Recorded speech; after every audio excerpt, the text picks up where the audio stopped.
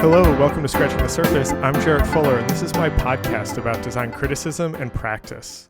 On this week's episode, I have a very fun and wide-ranging conversation with Kate Wagner. You probably know Kate from the viral blog that she created in 2016 called McMansion Hell, where she roasts the world's ugliest houses while also educating her audience about architecture, urban planning, environmentalism, and history. Kate's also written about architecture and design for a variety of publications, including Curbed, 99% Invisible, The Atlantic, and Architectural Digest. In this episode, Kate and I talk about how she got interested in design and why she started McMansion Hell, the evolution of her writing, finding new forms of architectural discourse, and using humor to help people understand their own environments and the buildings around them. McMansion Hell started around the same time as Scratching the Surface, and I've always been a fan of Kate's and the site, essentially since it launched. In so many ways, I feel like we're interested in similar themes, and I was really excited to finally get her on the podcast. If you're a fan of the podcast and want to help support it, you can become a member for $5 a month or $50 a year. Members get an exclusive monthly newsletter that I like to think of as the director's commentary track for the podcast. Each month, I share additional content, episode previews, and short essays related to the themes of the podcast. These memberships really help keep Scratching the Surface going, and I just really appreciate all of your support and hope that you enjoy this conversation with Kate Wagner.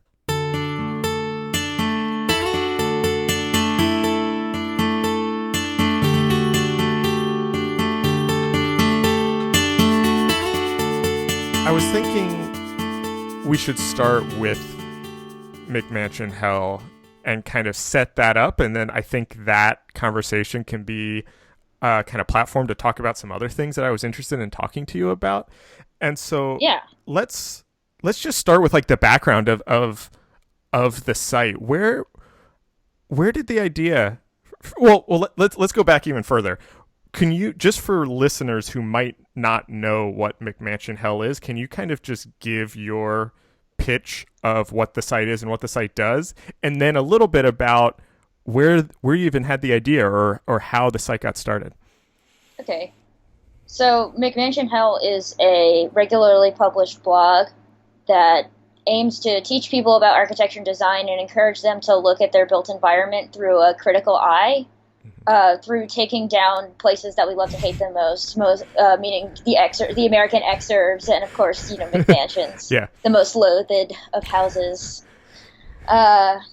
So the blog works in two ways. The first is there are regularly published house roasts where I kind of take down individual houses. Mm-hmm. The next one is going to be Vermont, a house in Vermont. I'm almost to the end of the 50 states, and then we're going to be doing other things. Oh, nice. Other categories. So it's actually taken me surprisingly a long time to get through them. Yeah. But well, I mean, it's kind of like the Sufjan Stevens state album project, and I think he did 2 states and then just gave up. So you've done a better job. Yeah, I'm doing a little better than Sufjan. Yeah, when I first started the blog, I published like twice a week very regularly, and it's just gotten a lot more involved. Mm-hmm. Like the posts are a lot longer. The essays require more research. I think I've sort of switched more to a quality over quantity nice. Model as the blog has kind of aged into it's now 2 years old, going into its 3rd year. And so I got the idea for the blog in the summer between my last year of college and first year of grad school. Okay. And the idea came from looking – I have had Tumblr for a really long time, just as basically an image aggregator. I use Tumblr to look at like old pictures, like pictures from like old design books, old advertisements, like that kind of stuff. Just like it's just an endless scrolling field of good-looking things. Right. Yeah. So I noted. Well, there were these blogs like before, right? One was ugly Belgian houses, which has been around for years now, and it's just a picture of like the house, and it's with some like funny, like a single funny comment, and then terrible real estate photos was another one that was like a really strong blog for a long time, which just like real estate photos from hell, essentially. So there were these blogs about, kind of dancing around these topics. They weren't necessarily as involved as McMansion Hell, which has really long posts. long as far as in terms of like actual size on the Tumblr dashboard, not necessarily right, yeah. And so I was like, why isn't there an ugly house blog for American houses, which are arguably like the ugliest houses in the world? And why isn't it having a higher purpose of like kind of making architectural education a little bit easier? Like we can teach people to at least avoid the bad before, teaching them to design the good. Right. So I started the blog, and I had no idea it was going to go viral. It's just like a nobody, like getting ready to go to graduate school, and it went viral pretty soon after I did a post about like what makes McMansions bad architecture, and that post got shared like a jillion times. It was really bizarre. Like I had 15 followers, and then I had 1,500, and then it was 15,000, and it just kept going and going and going. And when your blog goes viral, it's like an act of God. You're not really prepared for that. Yeah. I mean, so I felt like I had to like get smart really quick on like. Yeah, why? I want to talk more about the format of the blog posts themselves and kind of the format of the posts, but I want to come back to that in a second because I have two other questions based on what you said. Because it does, you talking about it kind of going viral literally overnight is my experience of hearing about you and hearing about the site, and that all of a sudden one day you were everywhere. And I remember, and I was in the middle of a project thinking about criticism, and suddenly I had like 5 people sending me your blog saying you need to include this. What was it like? Why do you think that happened? What, like, were you catching a moment? Was it? Did it get picked up somewhere and then that kind of sent it out? Like, can you talk about that a little bit? I frankly don't know what happened. Okay, all right. I've been actually trying to figure it out for a while. I think part of it was, Tumblr at first it was only a Tumblr. It wasn't like, it's still based on Tumblr, the blog, but it wasn't like McMansionHell.com. It was just McMansionHell.tumblr.com. Right. And I think what it was just some Tumblr power user reblogged it, and like a huge Tumblr account reblogged it or something, and then that's how it took off. That's the only way I can conceive of it happening, because immediately I got it literally happened overnight.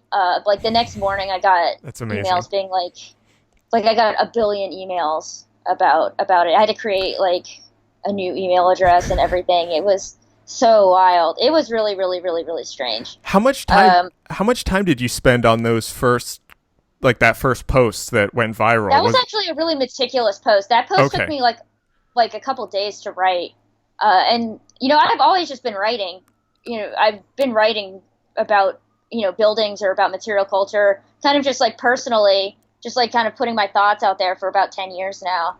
Okay. And that was my next question. This is the first time anybody this is the first time I published it anywhere that wasn't like just like on my computer. This is the first time I put anything out in the world. But this wasn't even my first blog. My first blog was devoted to the cover art of my classical record collection. Oh, nice.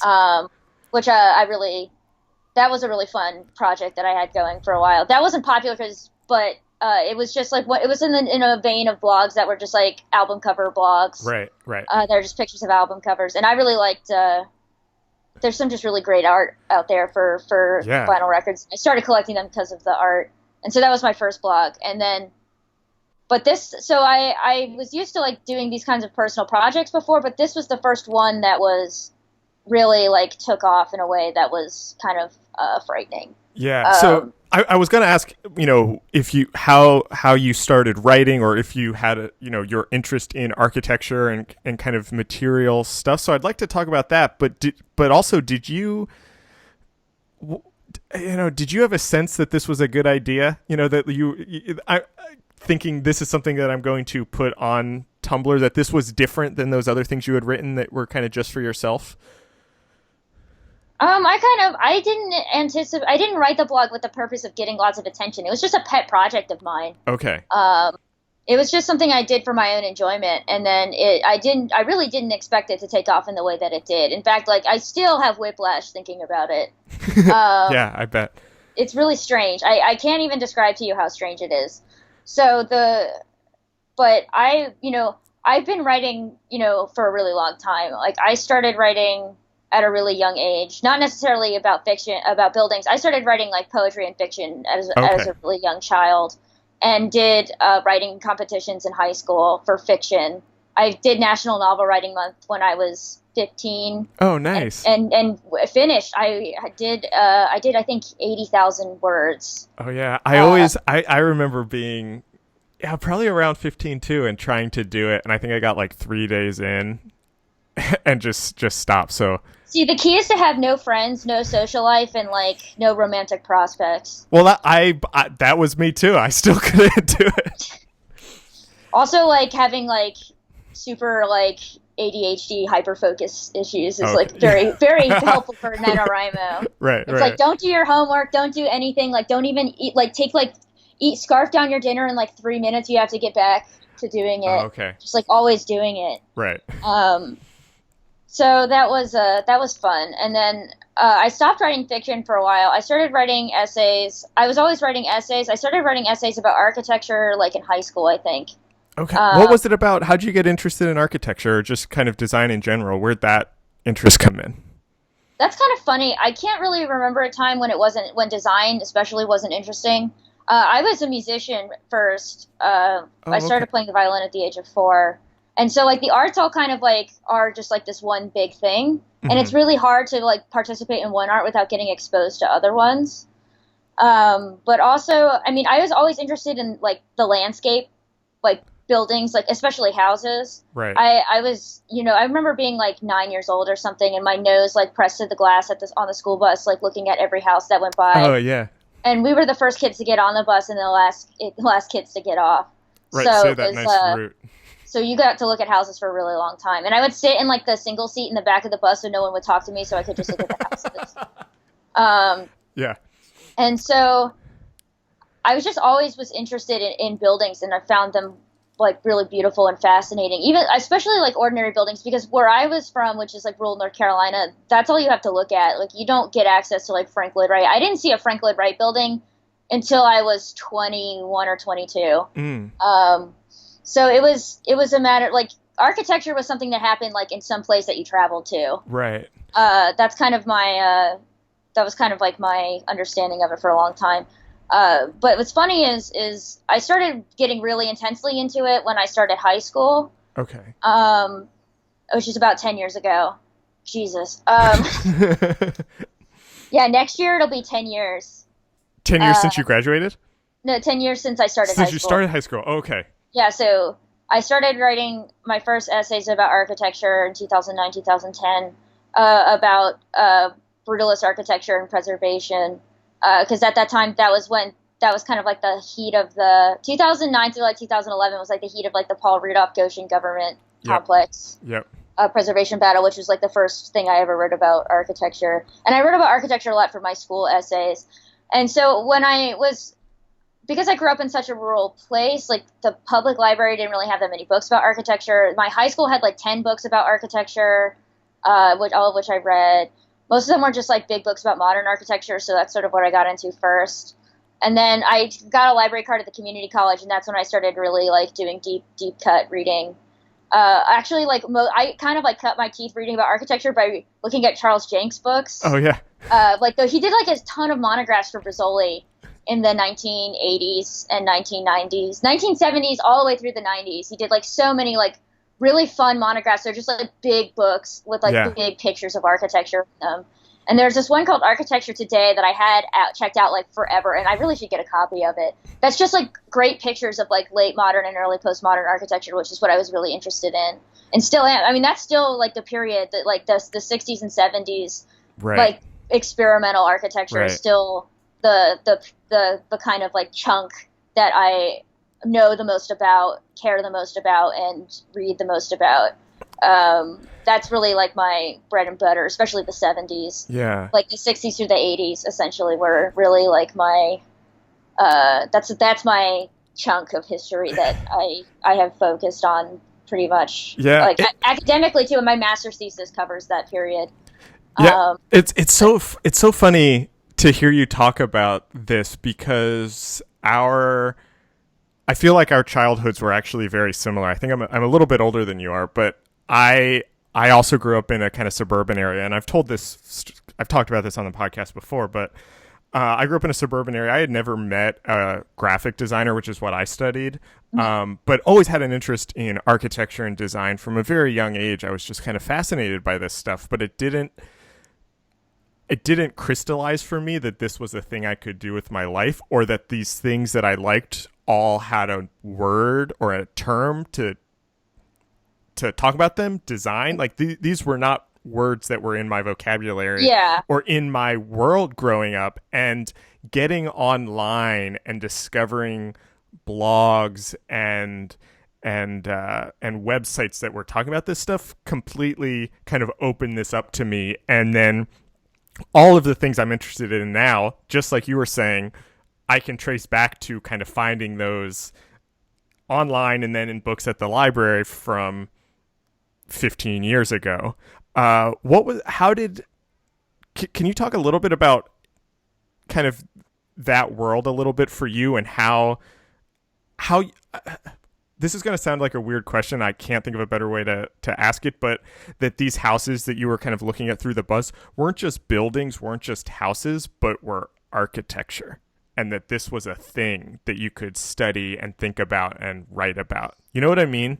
Yeah, no, I totally understand. I think that for me, what was really kind of transformative was I always, all I had to look at really was like houses and like, standard commercial architecture growing up. And like all the books about architecture were about architecture that was like big, important architecture that happens in like big, important places. And so what actually really changed that perspective for me was, I know timely, but Robert Venturi and Denise Scott Brown, like when I read Learning from Las Vegas, I think when I was like maybe 15 or so, that really like changed my perspective on architecture a lot. That like, yeah, actually like what is happening around me could be considered architecture too. And that like, I shouldn't feel like what my interest in it is any lesser than, or any less important than my interest in like big architecture that happens other places. Right. And not only that, but like a crusade that says that, architecture, the big A architecture in other places could do well to learn from, the everyday landscape and like, common architecture. And that was a really important shift for me, because it made me realize that like the landscapes that I found important were valid and were worth writing about. And that's architecture too.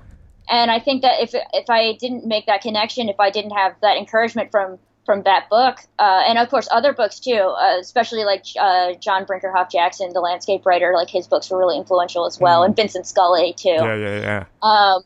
If I didn't have that encouragement, I think, or like that made that connection, then I don't think that I would have be who I am and have done what I've done. I mean, it's very much comes from that like learning from Las Vegas mindset. Politically, there's like kind of large differences between me and the Venturis. Yeah. I think that, but definitely that really, and I still love that book. Even if there are parts I disagree with, I still like, every time I've cracked it open a lot over the years. And every time I open it, I find something new to laugh at and to like, they're so witty. Yeah. There's so many witty things in there. There's so much to enjoy. So that was kind of a big thing for me. And then writing, I always sort of like when you write, writing was just something that I did. It like I didn't even think about. I like entered competitions and stuff because I liked writing. Right. It was enjoyable for me, and I did it quite often. And so it was just something that I did. I didn't even think about making a career out of it. I started writing music and went to school for that. But I wanted to be an architect at one point, but was discouraged by a lot of people, essentially, because on pretty much sexist lines. Interesting. Okay, because it makes sense now that you say that, but you don't often hear being discouraged to be an architect, but then encouraged to go into music. Well, I was doing music my whole life. Okay. Like since I was like a really little kid. My parents didn't necessarily discourage me from being an architect, but they thought it was a phase. I think that they, like of all the like myriad hobbies that I had, I was the most accomplished in playing music. Right. And so like in your like 17-year-old brain, you're just like, well, I'll just go to school for what I'm good at. So I did. And I think that, I don't regret going to music school. In fact, I think that like music school is responsible for the sort of sense of discipline and intellectual curiosity that I have. And I think definitely music school is like a very, I think, similar experience to other arts in the way that you are basically like naked and on display at all times. Right. You have to I wouldn't be able to do any kind of public speaking. I wouldn't be able to kind of have a public face if I didn't go to music school, because that's a big part of it. And so while you were studying music, were you also still interested in architecture and writing about were all these things happening at once? I knew so many pieces after buildings nice. Or about or architecture or something real buildings were like a really big inspiration for a lot of the music that I wrote, trying to find some way to codify architectural form into musical form, which is kind of silly. But at the same time, it was an interesting creative exercise. Also, I spent immediately in my music history studies, I wrote a lot about architecture and the influence of architecture on the development of music. And that's how I got into architectural acoustics, actually, which I went to graduate school for. I was like, well, I like buildings, I like music, let's mix those two things together. And I when I was in music school, I was a recording engineer and was doing more sort of engineering things. At one point I went to go work at a speaker company. And so I kind of, that's how I made the transition from one world to another. But I wanted to work primarily in architectural acoustics rather than other sort of fields of acoustics. And so that was a conscious decision to kind of start to bring architecture back in. You wanted that to be a part of your life in some way. Yeah, it never stopped being a part of my life, because when I was in school, I was always reading about it. I didn't really have time to write as much as I did in high school, of course. Right. I had papers and other important things to write, but I got into other facets of studying the built environment through the sort of acoustic lens. Sound studies, for example, there's a class I took on music on the environment, which was which I think I wrote about acoustics for that too. And there were all kinds of lenses to interface, architecture and music throughout my degree. And it was always a connection that I sort of made between two fields. Mm-hmm. I was always trying to kind of find parallels in architectural and music history in the 20th century. And also finding ways to integrate things that you love in your academic studies is, I think, an under suggested, you have to somehow give up your life to focus on this one thing. And I think the hyper-specificity of academia is just generally not conducive to having bigger ideas. So, I mean, this is interesting to me, though, because so much of this podcast is kind of about that idea, in that design can be a lot of different things and can incorporate a lot of different things. And that's why some of my favorite, because I'm a graphic designer who went to both undergrad and graduate school studying design, but also has all of these other interests and things that I'm trying to kind of incorporate into my work. And so some of my favorite interviews on the podcast are the people that didn't come through the design system, but kind of came to design in some different way.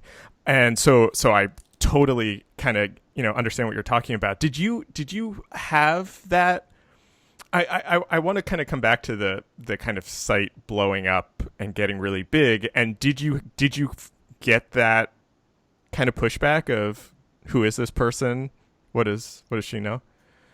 I think there's always some of that, and I think a lot of it is because I'm not a man. Mm-hmm. But I think that, because unfortunately that's still a thing. Yeah. I think that, though, I definitely will say that being a design writer is definitely less sexist than the classical, the composition world, and it's definitely less sexist than recording engineering. Architectural acoustics is a little egalitarian, even though it's mostly men. There's just a generally better, healthier attitude towards Yeah. like everything in architectural acoustics versus like anything having to do with like speakers, microphones, or music, which is just like overrun by like bros essentially.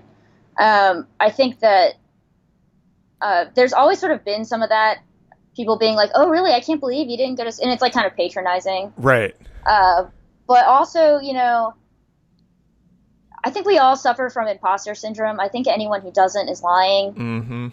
And I think that, you know, I've kind of just made peace with it. If I was like really dumb and like really didn't get it, like I wouldn't have made it this far, and I wouldn't have been writing the things that I have for the people I've been writing for. Right. I mean, it's not all, it can't all just be like an accident at this point. It's been going on for so long that like if it was a charade, has now just become like a legitimized thing.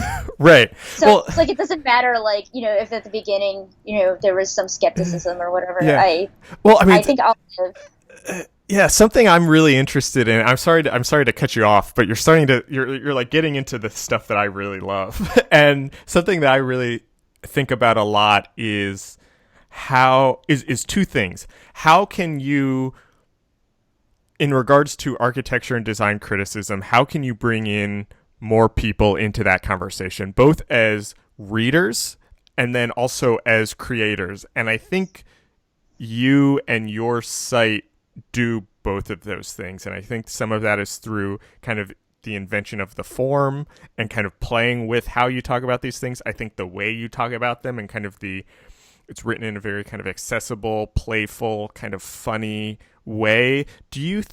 But it also is so clearly so researched and that you know what you're talking about.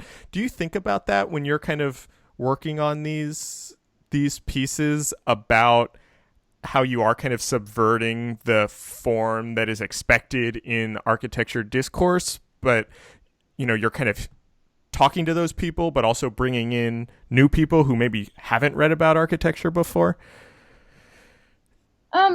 You know what I mean? I don't, yeah, I know what you mean. I don't really like think so much about subverting the form of like architecture discourse. Like that's not really like my purpose. If I've done that, like that's kind of neat.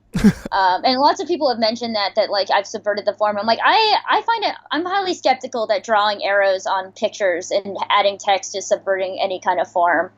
But I think that, well, I mean, I don't think it's like that. And but I know what you're saying. It's just like, but people like when they talk about it, they focus on like the digital aspect of it, like that this is like criticism from like a digital native or whatever. And I don't think that that's really the point.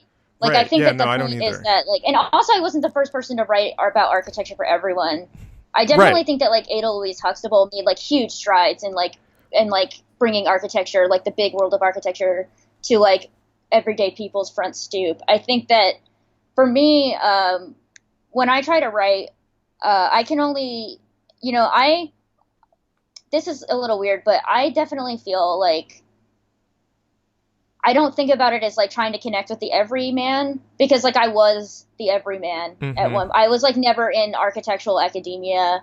I was never in like design, like the sort of like hegemonic like design academic professional kind of world.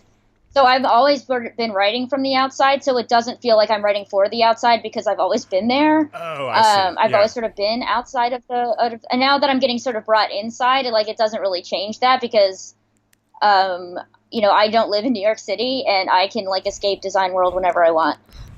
Right. But I think that for me, you know, I just write for people. Like, I don't have a lot of friends who are like into architecture design.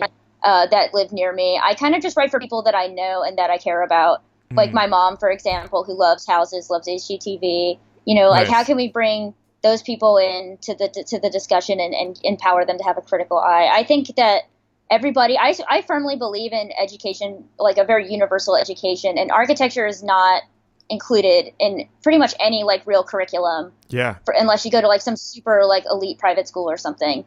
And so I think that, you know, I definitely believe that everyone deserves and has to know more about their built environment. I mean, we go through life every day looking at buildings and interfacing with them in some way.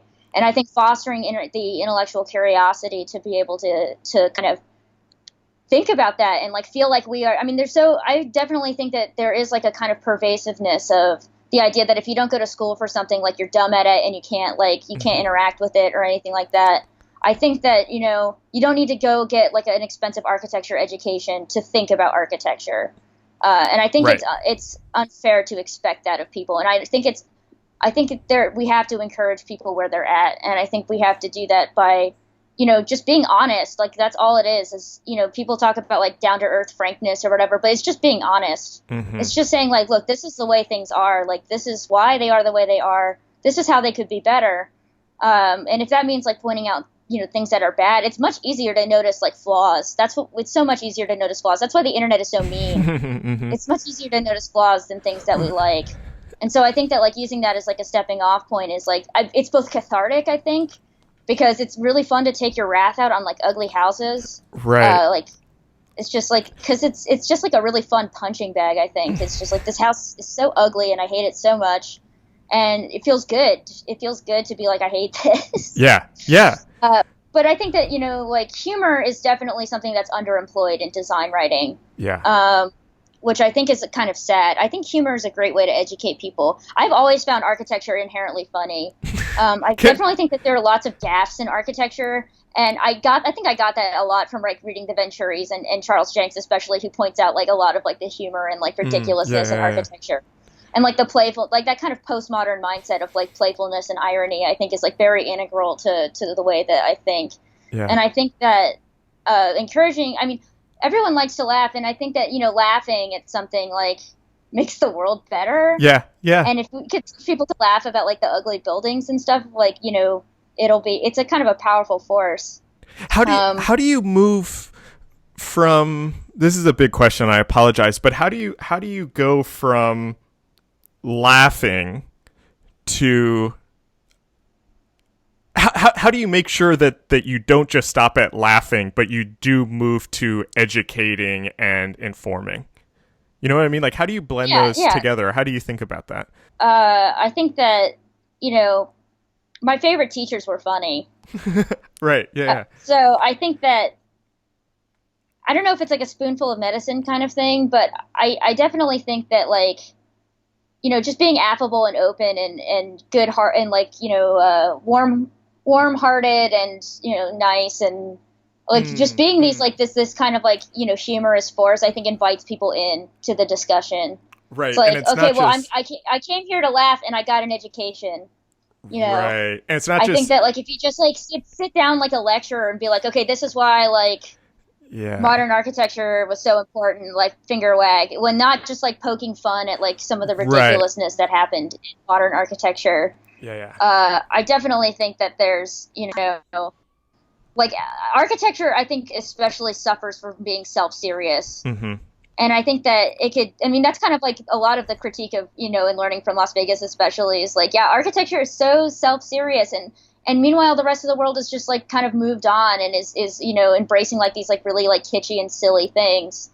And I think that never really stopped. I think that dichotomy is still there. I think that architecture, like big capital A architecture, is still super self-serious, is still like imbued with like this like very serious like rhetoric of, designing the world, being the master builder. Like it's a very like heroic narrative, whatever. And so it doesn't take lightly to being like, punched down at or whatever, or punched up at, really. Right. And that's exactly what I was talking about. That's exactly what I was thinking about when I was talking about kind of the way you subverted the form, is that I think you do, I sense that in your writing, is that you are kind of pushing up against that seriousness and saying like, we can lighten up a little bit. Like, this can be funny. We can laugh at this. And I think that's there's something kind of radical about that, honestly. I think that also invites people in, because like once they see that architecture isn't just like this impenetrable wall of seriousness, then they can like get involved. Right.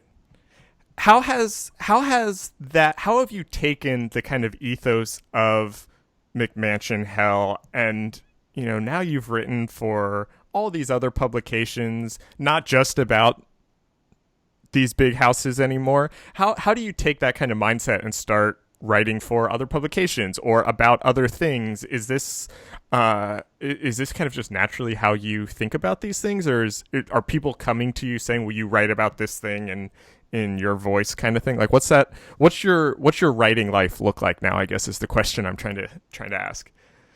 People have come to me to write. I I don't think I've ever like gone to someone else and be like, can I write for this? Which is kind of nice. Yeah. I think that I've been very lucky to have like a broad range of different like publications within the design world, like allowing me to write like kind of different and like things with like different tones, for example.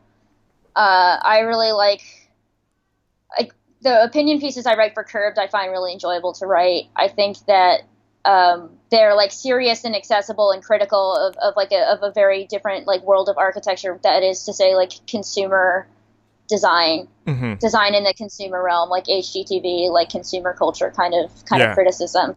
And I think that that's like a timely thing that someone needs to do in a way that's not just like, I hate all these shows and they're so bad and it's so dumb and I'm so angry.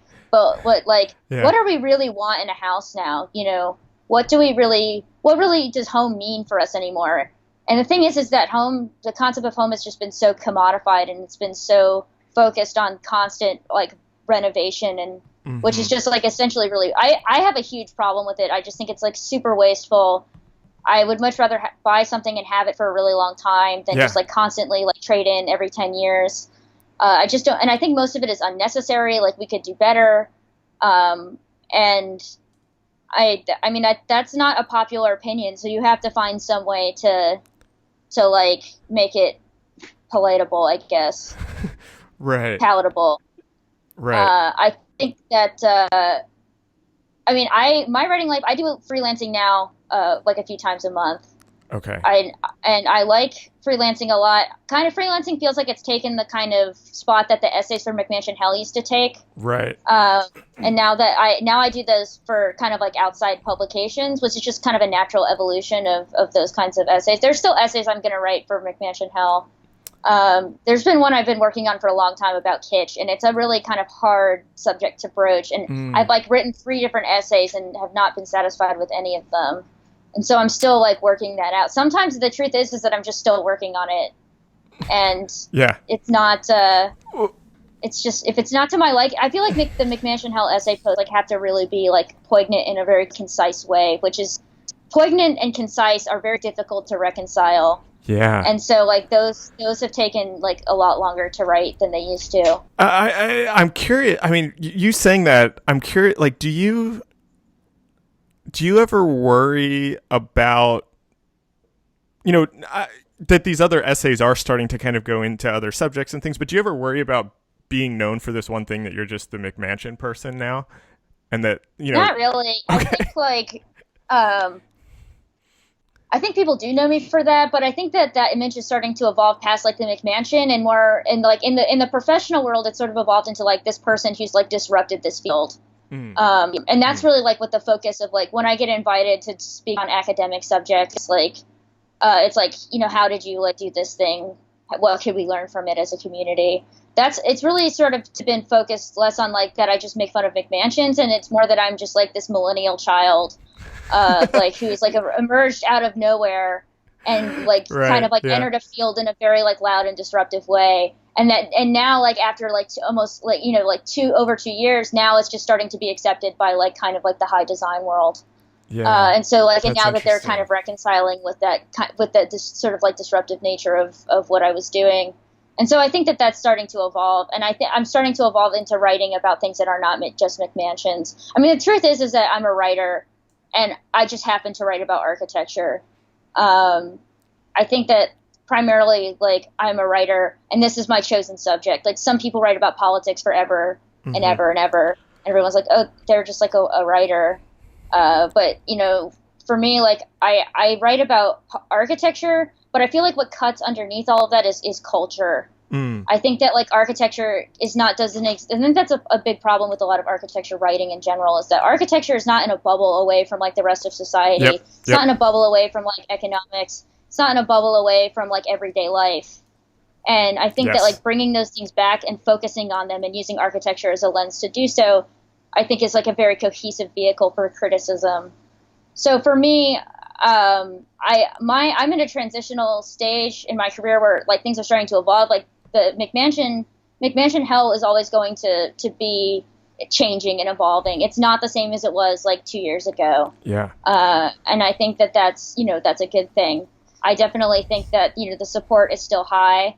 I think that the growth has tapered off a little bit because I mean, there's only so much you could grow. Like when 100,000 people like follow what you do, like there's a leveling off point. Yeah. Also, the volume of posts slowed down when I was working on my graduate thesis because there was just no way. Yeah. It was, and also after the election, things got so dark that it was really hard to keep carry all the time. Yeah. But now, like, the volume is about to go back up because I'm taking a break from traveling. Okay. Everything happens in like this time, like August, September. It seems like every year is just like really, really heavy on stuff. Yeah. So I don't know. I think that my career is evolving. I think that, I think McMansion Hell is dynamic enough to keep going. But I think that also I have like a foot in other places from which to like leap off into like the next stage when like McMansion Hell invariably, well, it's when something becomes an institution like that, it just becomes like background noise. It's like XKCD, right? It's like it was so popular for so long, and now everyone just expects XKCD to get published. It's like not like it's just like doing its thing like constantly. Like it's like a serial internet publication, and McMansion Hell is kind of the same way. Like that's interesting. There's it's just become established is I think what it is. Yeah. And when you become established, like that's good. It means that your income is steady, and it means that that you'll have like a core base of people who support you. But it also gives you the stability to leap off into sort of new realms, which I think is really exciting. So I don't know. I agonize over this question. Like, where am I gonna be like 2 years from now? Like, I have no idea. That's terrifying. I mean, that was kind of my next question. I'll be honest. I was kind of curious. Do any of us know like what we're gonna be doing 2 years from now? Like, no, that's why I do this podcast, so I can ask people who I think are smarter than me what's next for them, and then maybe I can better figure out what's next for me. I have no idea what's next, honestly. I'm just gonna keep writing as my job every day. And that's it. That's my job. That's what I do. I'm like a writer. I'm going to be doing a book soon. Okay. Well, can you talk about that, or do you? It's still in the proposal stage. Okay. But it's a book about McMansions as a lens to examine American history and culture. So. Oh, nice. Oh, yeah. I think that's going to be great. So basically my premise is that like from like day one of America, everything has been building up to the McMansion. Nice. Nice. So that's kind of like the lens I'm looking at it through. Oh yeah, that sounds great. Let me ask you this question in another way. I have like 2 more questions. But let me ask the next what's next for you question in a way that's a little bit more specific or potentially more interesting. Because you are starting to write about other things, and you're talking about kind of writing about architecture as this lens. What are the other things that you're thinking about right now, or what are the other things that are on your mind that either you're kind of currently working through in pieces you're writing, or things that you're observing and want to write about soon? So there's some things I'm working on that are kind of like moving past that are not architectural topics. Like so some like more like just general cultural criticism. Like I'm writing a piece about Instagram. Oh, nice. I won't go too much into it, but basically like Instagram and the function of nostalgia. Oh yeah. Nice. Which it's been written about before, but I'm writing from a slightly different angle, but it'll be interesting. And so also like writing about like doing more broader landscape writing, writing about like the environment, sort of like long form essays about grappling with like an uncertain future. There's more writing I think that's to be done about like current architecture. Like there's still more criticism to be done in architecture, and I think that there's still more criticism to be done with like regards to consumer culture. Yeah. That will never really stop. That's like really, it's not like it's my bread and butter, but it's the thing that I feel the most passionate about, sure. But starting to write. Well, I started writing like in my spare time when I get it. I've been starting to write fiction again. Right now I'm just writing like pretty aimlessly because I haven't done it in 10 years. I really haven't. I've been writing poetry. Like that's sort of what displaced fiction for me. It's just like writing poetry in my spare time. But after I lost my computer last October, like I lost all of my poetry. And so I felt like uprooted by that and haven't really written anymore since then. And also I've just been so busy writing other things that I don't have time for like kind of joy writing. Right. But I started writing some fiction again. And now it's just like aimless. I have like this idea like of a character and just like writing like aimless vignettes from like their life. Nice. Just like getting practice like writing. Yeah. Writing again, and it's probably not good. I mean, I read it and like there are things in it that are like okay, but it feels kind of like woody and two-dimensional because just like being so out of practice is and also like I've evolved a lot as a writer since I was in high school. Like when I was in high school, I was writing like I was super influenced by like 19th century literature, like early 20th century literature. So my stuff was like super wordy, super prosy, super melodramatic. Yeah. And now it's like a little more caustic, I think, and a little more sparse with words. Yeah. So we'll see. My last question is, and this is a question that I ask everybody to kind of wrap up these interviews, and you've mentioned a lot of people already, but I would love to hear some of the authors or the books or the even the critics who have kind of really influenced your own point of view and how you think about the subjects that you're writing about, or even how you think about how you should be writing, or who are these people that you kind of turn to again and again? I think that the most influential critic like theory-wise and like politics-wise on me is Frederick Jameson. Oh, nice. I think that, yeah, he's definitely totally like now that you say that. The biggest influence on a lot of like my perspective of like especially like, you know, material culture. Yeah. So I think that's a huge one. So to a lesser extent, like Baudrillard too. Yep. I think, of course, like on the architecture side, like Charles Jenks is of course extremely influential on the way that I think. Also, just like that period of architecture theory where semiotics was like a really heavy, played a really heavy role. It's like essentially like how I interface with things in McMansion Hell. Right. So I think that you know, I definitely like never moved like. People think that it's like new and exciting, but it's really just like postmodern. It's not really new. I think that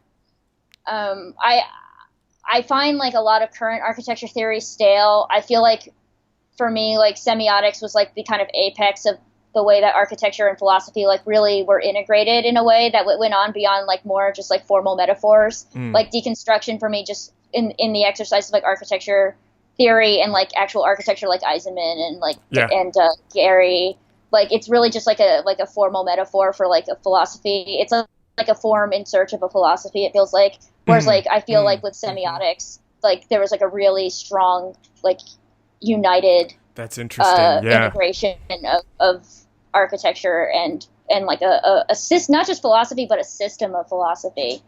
Like semiotics is a whole system of analysis that I think is very, very, very conducive to architectural analysis. But I mean, that's like some really heady stuff. As far as like other things, like other like really big influences for me, I, you know, grew up with when the web was not all social media. Yep. But there were some, of course, like early influences, like of course, you know, The Onion and Cracked, like the classic. Oh yeah, parody one-liner websites. Right. I think, you know, like when it comes to like actual form of like the jokes and stuff, I think like Twitter plays a huge role in the way that like the jokes work, especially like weird Twitter. Like drill has been like a grammatical influence for like a pretty long time. Yep. And I think that like, you know, actually I think that drill is like probably the most clever and most inventive prose writer in like recent history. But I mean, as far as like humor, like I grew up reading Lemony Snicket, so that plays a really huge part. Growing up, like I went to school out of district for middle and high school because I'm like from a rural district, and then so this is more closer to town, and there's like a lot of rich people that I went to school with, and they were like really mean to me, so that was a big influence. I think, you know, Mark Fisher plays a kind of a role. Yeah. Definitely like that set of like political and cultural criticism has been really really influential on me, like a left cultural criticism. Yep. And of course the Venturis have played a big role. John Brinkerhoff Jackson, Vincent Scully, Witold Brzezinski. Lots of people, like Witold Brzezinski, like reading his books in high school, like he talks about architecture in a way that is like really warm and accessible and like lovely to read. I read his new book about chairs, which I enjoyed quite thoroughly. Oh, I haven't read that one yet. It's good. I definitely like it a lot. And he's kind of from like that generation of, like, Bill Bryson is kind of a similar writer, I guess, where it's just like just really, really like fun, like, but like kind of like lighthearted, like warm books that are just like really just like a joy to read. Vincent Scully makes me feel that way too. Like The Shingle Style Today was like really a super important book for me. American Architecture and Urbanism too was a really, like, the two Charles Jenks books, like Late Modern Architecture and Postmodern Architecture, are hugely like influential on the way that I think about architectural analysis. Complexity and Contradiction too. That whole idea of using literary analysis in an architectural way is like super, super, super integral to the way that I do things. There's all kinds of like different like weird influences. That's on a me great. It's like I have so many people I owe like thanks to that it's hard for me to like list them even. There's so many people whose writing is so important to me. And also I have like colleagues and contemporaries whose work I really, really admire. Like Alexandra Lang at Curved does really great writing. Avery Trufelman at 99% Invisible. Kyle Chayka, who is whose work great. I really, really admire a lot. People like kind of like my own age who are, I guess Alexandra's a little older, but I mean people who are kind of in the same age range as me who are writing about similar things and whose work I like genuinely admire. And then also Paul Goldberger and Mark Lamster and like and you know my colleagues in architectural criticism.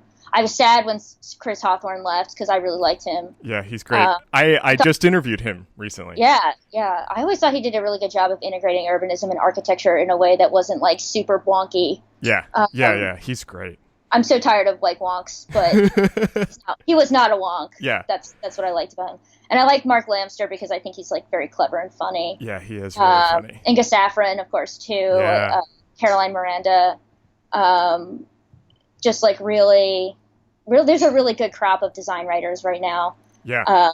And I think that design writing is like very much alive in a way that, you know, people like to always pretend that like architecture criticism or like design criticism is dead, but it's so not though. It's very alive. It's just taken like different institutional forms. Right. Exactly.